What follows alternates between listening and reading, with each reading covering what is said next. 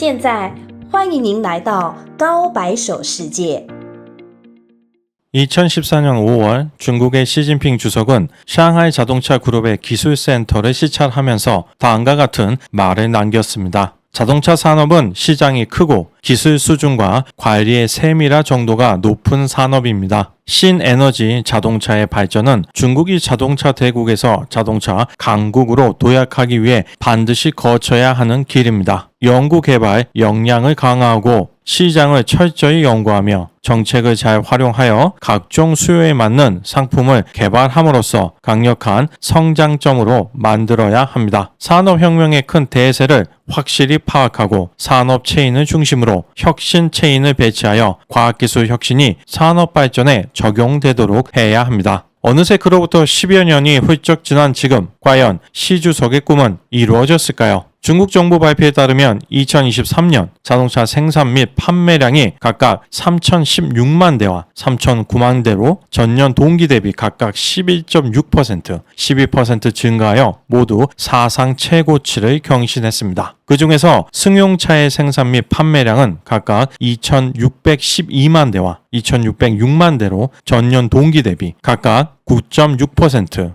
10.6% 증가했으며 상용차의 생산 및 판매량은 모두 403만 대로 전년 동기 대비 각각 26.8%, 22.1% 증가했습니다. 2009년 중국은 처음으로 자동차 생산 및 판매 1,000만 대를 도입해서 세계 최고의 자동차 생산, 판매국이 되었으며 2013년에는 2,000만 대를 넘었습니다. 2017년 생산 판매가 정점에 도달한 후 3년 연속 하락하며 전환기에 들어갔지만 2021년 3연속 하락을 끝내고 다시 상승하였고 작년 결국 3천만 대의 목표를 돌파했습니다. 작년 전 세계에서 판매된 자동차는 약 7,600만 대였습니다. 즉 자동차 3대가 팔리면 그 중에서 한 대는 중국에서 판매되었던 것입니다. 엄청난 숫자입니다. 중국의 신에너지차의 생산 및 판매량은 각각 958만 대와 949만 대로 전년 동기 대비 35.8%, 37.9% 증가했으며 시장 점유율은 32.6%에 달하며 9년 연속 세계 1위를 달성했습니다. 유형별로는 순수 전기차가 668만 대로 동년비 24.6%, 플러그인 하이브리드 차가 280만 대로 84.7%, 여유 전지차가 6,000 대로 72% 증가했습니다. 신에너지차 시장에서 순수 전기차가 큰 우세를 점하고 있음을 어렵지 않게 알 수 있으며 소비자의 선택은 최종적으로 자동차 회사의 상품 배치에 큰 영향을 미칠 수 있습니다. 신에너지차 판매량 상위 10개 회사는 824만 대를 팔아 전년 대비 47.7% 증가했으며 전체 신에너지차 판매량의 86.8%를 차지했습니다. 이 중 상위 상계사는 506만 대를 판매하여 시장 점유율 53.3%를 기록했습니다. 중국 정부 정책과 시장의 이중작용으로 2024년에도 신에너지차는 계속 급성장할 것입니다. 난립했었던 중국 전기자동차 시장은 이제 어느 정도 옥석이 가려졌다고 볼 수 있겠습니다. 퇴출되어야 하는 기업들이 떠나가면 남은 기업들의 성장은 탄력을 받게 되죠. 중국의 많은 자동차 산업 전문가들 역시 올해 중국 자동차 시장의 성장에 대해서 긍정적인 시각을 유지하고 있습니다. 중국의 소비 촉진 및 성장 안전 정책이 지속적으로 추진됨에 따라 신에너지 자동차 산업의 고품질 발전을 촉진하는 일련의 정책이 시행되면서 시장 활력과 소비 잠재력을 더욱 불러일으킬 것이기에 2024년 중국 자동차 시장은 지속적으로 안정적이고 좋은 발전 추세를 유지할 것으로 기대됩니다. 중국의 경제 규모는 미국에 이은 세계 2위입니다. 따라서 경제 규모가 커지는 것에 발맞춰 자동차 산업 역시 성장하는 게 당연한 일이라고 볼 수 있습니다. 하지만 주목할 만한 점은 과거 전 세계 자동차 기업들에게 큰 시장에 불과했던 중국이 이제 몸집을 불려서 해외 시장으로까지 거침없이 진격을 하고 있다는 것입니다. 관세청에 따르면 2023년 중국의 자동차 수출은 522만 대로 전년 대비 57.4% 증가했으며 금액으로는 1,016억 달러, 수출 증가율은 69%로 세계 1위였습니다. 차종별로는 승용차 수출이 414만 대로 전년 대비 63.7% 증가, 상용차 수출이 77만 대로 전년 대비 32.2% 증가했습니다. 이 중 내연기관 자동차의 수출은 370만 대로 52.4% 증가, 신에너지차 수출은 120만 대로 77.6% 증가했습니다. 중국 자동차 수출이 2022년 311만 대에서 2023년 500만 대 가까이로 늘어나는 특이한 상황은 러시아 시장에서 갑자기 기회가 나타났기 때문입니다. 2023년 러시아 시장으로 수출된 차는 90만 대가 넘는데 이는 2022년 16만 대 수출에서 80만 대 가까이 늘어난 것입니다. 중국 자동차 제조업체들은 모스크바가 2022년 2월 우크라이나를 침략한 후 글로벌 브랜드의 러시아 타출과 러시아에 대한 제재 부과로 인해 수혜를 입었습니다. 2023년 중국의 대독립국가 연합으로 자동차 수출은 약 135만 대로 412% 증가할 것으로 예상되며 수출액은 327% 증가한 256억 달러입니다. 이 중 러시아에 대한 수출은 481% 증가한 95만 대, 수출액은 388% 증가한 197억 달러입니다. 중국은 2021년 수출 200만 대를 돌파해 한국을 제쳤고 2022년에는 300만 대를 넘기며 독일을 제치고 일본에 이은 전 세계 자동차 수출 2위국이 되었는데 올해는 1분기에만 벌써 100만 대를 돌파하여 세계 1위 자동차 수출국의 자리를 굳건히 할 것으로 보입니다. 물론 우크라이나 러시아 간 분쟁이라는 특수한 상황도 영향을 주기는 했지만 중국은 내연기관 자동차에서 전기차로 전환하는 시기를 성공적으로 활용했다고 볼 수 있겠습니다. 이런 성과는 한두 기업들이 노력한다고 해서 만들어지는 게 아니라 중국 정부가 세세하게 로드맵을 만들어 중국 자동차 기업들을 지원해 왔기에 얻을 수 있었던 결과입니다. 문제는 이러한 보조금 등 자국 기업을 육성하기 위해 중국이 동원하는 방법들이 WTO 규정에 위배되는 경우가 많다는 것입니다. 중국은 미국과의 분쟁에서 불공정하다고 느끼면 사사건건 WTO에 제소하지만 다른 국가들이 중국에 대해 WTO에 제소하는 사건에 대해서는 아예 신경도 쓰지 않는 것처럼 보입니다. 지금 중국 정부의 지원을 가장 많이 받고 있는 기업은 바로 BYD입니다. 중국 정부는 BYD를 테슬라와 대적할 수 있는 전기차 전문 제조 기업으로 성장할 수 있도록 아낌없는 지원을 하고 있습니다. 전통 자동차 제조사 중 가장 철저하게 신에너지로 전환한 기업은 당연히 BYD입니다. BYD는 2022년 3월 정식으로 내연기관 자동차의 생산을 완전히 중지하면서 신에너지차의 판매가 급증하기 시작했고 그해 처음으로 중국 내 10대 자동차 그룹에 들어갔습니다. 2023년 중국 자동차 기업들의 판매량을 보면 보유하고 있는 모든 하위 브랜드를 포함한 기준으로 샹하이 자동차와 이치 자동차가 1, 2위입니다. BYD는 3위입니다만 개별 메이커로 보면 1위입니다.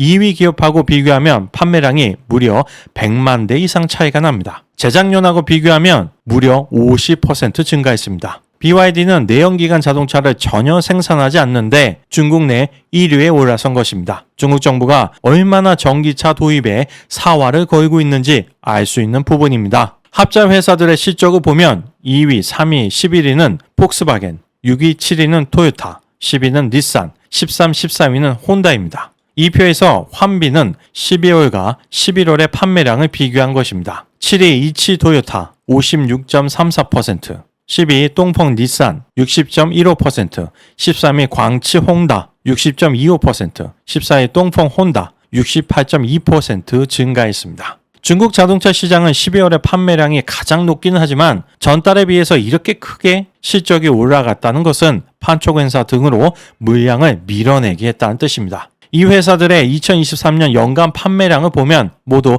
2022년에 비해 마이너스 성장을 했습니다. 즉 어떻게든 마이너스 폭을 줄여보려고 작년 12월에 판매량을 급하게 늘린 것입니다. 현대 기아차의 합작 회사인 베이징 현대는 23위, 위에다 기아는 51위입니다. 상위권 기업들도 전기차 기업 말고는 녹록치 않은 형편이라 실적이 매우 좋지 않습니다. 많은 분들이 이러한 상황을 아쉽게 생각하고 있지만 이 결과는 한국 완선차 기업들이 그만큼 중국 시장에 의존하지 않은 상태로 발전하고 있다는 뜻이기도 합니다. 중국 자동차 시장에 의존하면 할수록 위험한 이유는 중국은 지금 굉장히 빨리 전기차로 옮겨가고 있는 상황이며 자국 전기차 기업인 BYD, 샤오미를 적극적으로 지원하고 있기 때문에 아무리 향후 일본, 독일 자동차 기업들이 중국 시장에 공격적으로 전기차를 출시한다고 해도 그때는 이미 중국 전기차들이 시장을 완전히 장악했을 가능성이 높기 때문입니다. 한 가지 의아스러운 건 중국 정부는 그동안 수차례 전기차 비중을 늘리겠다고 공표했으며 장기간 그에 따른 보조금 지급 등의 촉진 정책을 실시했는데도 중국 자동차 기업 중에서 BYD를 제외하고는 눈에 띄는 전기차 기업이 없다는 것입니다. 여러 가지 원인이 있을 수 있겠지만 그 중에서 가장 큰 이유 중 하나는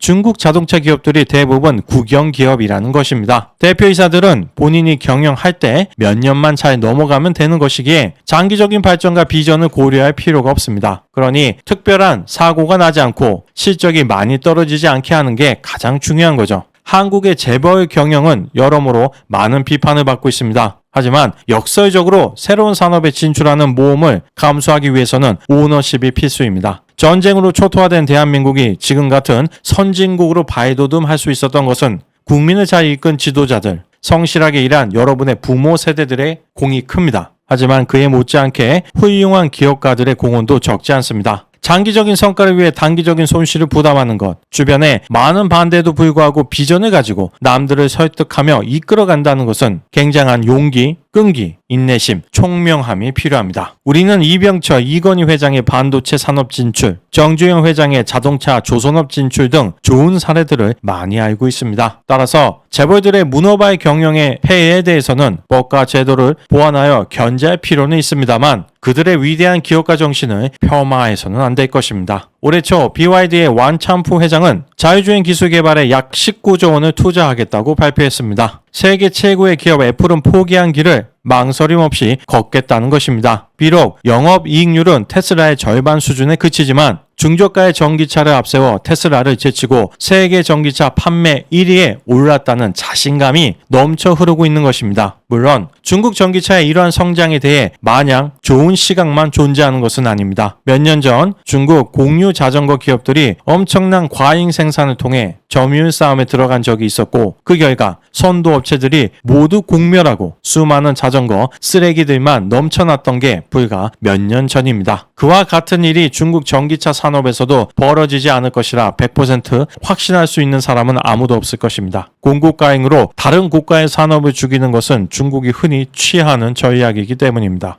중국 정부는 왜 이렇게 전기차 산업을 중시하고 있는 것일까요? 중국 입장에서 반도체, 2차 전지 같은 고부가가치 산업의 육성이 중요한 이유는 한 해 1천만 명이 넘게 쏟아져 나오고 있는 대졸자들에게 양질의 일자리를 공급하기 위해서입니다. 실업은 한 개인의 문제가 아니라 한 가정의 문제이며 더 나아가 이 사회의 문제입니다. 일자리 공급은 정부로서 결코 무시할 수 없는 중대사인 것입니다. 하지만 반도체는 미국의 제재로 인해 큰 진전을 이루지 못하고 있습니다. 그래서 수많은 중국 산업 스파이들이 한국에서 기술을 훔치기 위해서 노력하고 있는 것입니다. 산업 경쟁력 측면에서도 전기차 산업의 중요성은 매우 크다고 할 수 있습니다. 일반적으로 기술은 기존의 기술에서 점진적으로 발전하는 경향이 있습니다. 점점 얇아지는 TV, 점점 큰 화면, 더 오래 사용할 수 있는 스마트폰이 좋은 예가 될 수 있을 것입니다. 하지만 그릇으로 물을 계속 받다 보면 언젠가는 넘치는 것처럼 일정 수준 이상으로 기술이 축적되거나 정부 정책의 영향 등의 원인으로 갑자기 큰 폭의 발전을 하기도 합니다. 이 시기는 후발 주자들이 선발 주자들을 따라잡을 수 있는 좋은 기회입니다. 기존의 노하우와 기술적 우위가 흔들릴 수 있으니까요. 그리고 바로 지금 자동차 산업이 그 시기에 접어들었습니다. 자동차 엔진이 2차 전지로 대체되면서 자동차의 구조가 단순해지고 엔진 기술 자체가 큰 의미가 없게 되었기 때문입니다. 중국은 산유국임에도 불구하고 워낙 막대한 석유 소비를 하고 있기에 엄청난 에너지를 수입하고 있습니다. 하지만 대만 통일을 위한 움직임이 강화될수록 향후 미국과의 분쟁 역시 악화되어 해상으로 원유를 조달하기 힘들어지는 시점이 올 수도 있다는 문제가 있습니다. 중국은 이러한 위험을 방지하기 위해 일대일로 프로젝트를 통해 석유 수입로에 있는 국가들에게 차관을 제공하고 항구나 인프라 등을 건설해주며 사용권을 획득하는 방식으로 거점을 마련하면서 영향력을 확대하려고 하고 있지만 큰 효과는 거두지 못하고 있는 상황입니다. 따라서 중국 입장에서는 가능한 한 석유의 사용을 줄이는 것이 국가 안보의 중요한 요인이기에 내연기관 자동차를 최대한 빠른 시기에 전기차로 전환시키고 더불어 수많은 원자력 발전소를 건설하여 전기차에 필요한 전기를 공급하고자 하는 것입니다. 전 세계 주요국 중에서 원전을 포기한 건